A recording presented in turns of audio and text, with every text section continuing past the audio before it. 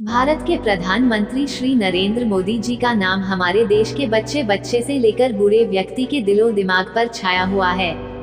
इतना ही नहीं, विदेशों में भी नरेंद्र मोदी जी को सभी लोग पहचानने लगे हैं। प्रधानमंत्री बनने के बाद बहुत ही कम समय में नरेंद्र मोदी जी ने अपने बेहतरीन कार्य से भारत की जनता का दिल जीत लिया है।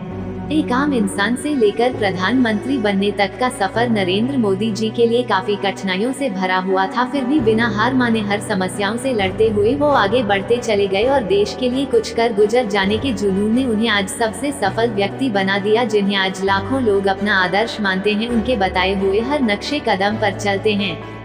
एक साधारण इंसान से प्रसिद्ध इंसान बनना आसान नहीं है। इसके लिए ना जाने कितनी कुर्बानियां देनी पड़ती है, और जो अपने देश के लिए अपने सपनों को भी भूल जाता है वही पूरी दुनिया में रोशन हो जाता है। कुछ ऐसा ही कर नरेंद्र मोदी जी ने आज अपना नाम पूरी विश्व में रोशन किया है। तो चलिए आज इस लेख में हम नरेंद्र मोदी की बायोग्राफी और लाइफ स्टोरी के बारे में जानेंगे और उनसे प्रेरित होकर हम भी अपने जीवन में कड़ी मेहनत कर सफलता हासिल करेंगे। प्रधानमंत्री श्री नरेंद्र मोदी जी का जन्म 17 सितंबर 1950 में गुजरात के छोटे से गांव वाडंगा में हुआ था। उनके पिता दामोदर दास मूलचंद और माता हीराबेन के 6 संतान थे। उनमें से तीसरे संतान नरेंद्र जी हैं।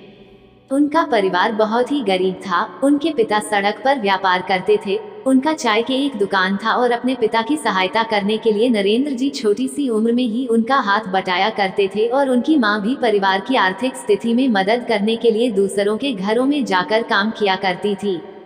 छोटे से घर में अपने पूरे परिवार के साथ नरेंद्र मोदी जी गरीबी में जिंदगी गुजारते थे। छोटी सी उम्र में ही उनकी संघर्ष भरी जिंदगी शुरू हो चुकी थी। अपने पिता के साथ चाय के स्टॉल में काम करने के साथ साथ वो अपनी पढ़ाई पर भी पूरा ध्यान देते थे और घंटों पुस्तकालय में किताबों के साथ वक्त गुजरा करते थे। उन्हें पढ़ने का बहुत शौक था और 1967 में उन्होंने अपनी उच्च माध्यमिक शिक्षा वडनगर से ही प्राप्त कर ली। नरेंद्र मोदी जी की शिक्षा। उनके स्कूल के अध्यापक और सहपाठी बताते हैं कि नरेंद्र मोदी जी एक साधारण छात्र थे और एक जबरदस्त वाद विवादी और कुशल वक्ता, एक्सीलेंट स्पीकर भी थे। वे अपने स्कूल के नाटकों और भाषणों में हिस्सा लेते थे और इसके लिए उन्हें पुरस्कार भी मिलते थे। अपने स्कूल के दिनों में ही नरेंद्र जी ने मेहसाना रेलवे स्टेशन पर भारत और पाकिस्तान के युद्ध के दौरान जवानों से भरी ट्रेन में जाकर उनको चाय और खाना दिया करते थे। और 1967 में जब गुजरात में भयंकर बाढ़ की प्रकोप से लोग जूझ रहे थे, तब भी नरेंद्र मोदी जी ने वहां के लोगों की काफी सहायता की थी। नरेंद्र जी स्वामी विवेकानंद जी के भक्त थे। स्वामी जी के कार्यों से उन्हें काफी प्रेरणा मिली और उन्हीं के वजह से उनमें देशभक्ति की भावना ने जन्म लिया, और बचपन से लेकर अब तक मोदी जी इसी राह पर चलते आ रहे हैं कि उन्हें देश के लिए और उनके लोगों के लिए कुछ ऐसा करना है कि पूरी दुनिया में हमारा देश रोशन हो जाए। 13 साल की उम्र में मोदी जी का विवाह उन्हीं के गाँव में रहने वाली जशोदाबेन नाम की लड़की से करा दिया गया। मोदी जी को ये बात पसंद नहीं थी और फिर कुछ साल बाद घरेलू समस्या की वजह से उन्होंने घर ही छोड़ दिया और अपना समय उत्तर पूर्व की यात्रा करने में लगाए और भारत के अलग अलग जगहों पर भी गए। नरेंद्र मोदी और आरएसएस। 2 वर्ष बाद वे वापस अपने घर लौट आए। इन 2 वर्षों में उन्होंने ये तय कर लिया था कि अब वो अपना पूरा जीवन देश की सेवा में लगा देंगे। सन 1971 में मोदी जी ने अहमदाबाद जाकर वहां प्रचारक के रूप में आरएसएस राष्ट्रीय स्वयंसेवक संघ के साथ जोड़कर उनके सदस्य बन गए। उसके बाद से मोदी जी ने अपना पूरा जीवन राजनीति को समर्पित किया। आरएसएस के साथ मिलकर काम करते थे और जरूरतमंद लोगों की तकलीफों को समझकर उनकी सहायता करते थे। काम करने के साथ साथ मोदी जी ने अपनी शिक्षा पूरी की और दिल्ली यूनिवर्सिटी से पॉलिटिकल साइंस में डिग्री हासिल किया। 1972-1975 में देश में जब राजनीति में अनबन शुरू हो गई थी, तभी देश की प्रधानमंत्री इंदिरा गांधी जी ने आपातकाल इमरजेंसी की घोषणा की और आरएसएस जैसे राजनीतिक संस्थाओं को देश से हटाने का आदेश दे दिया। फिर भी मोदी जी भेष बदलकर देश की सेवा की और सरकार की गलत विचारों और नीतियों का विरोध किया।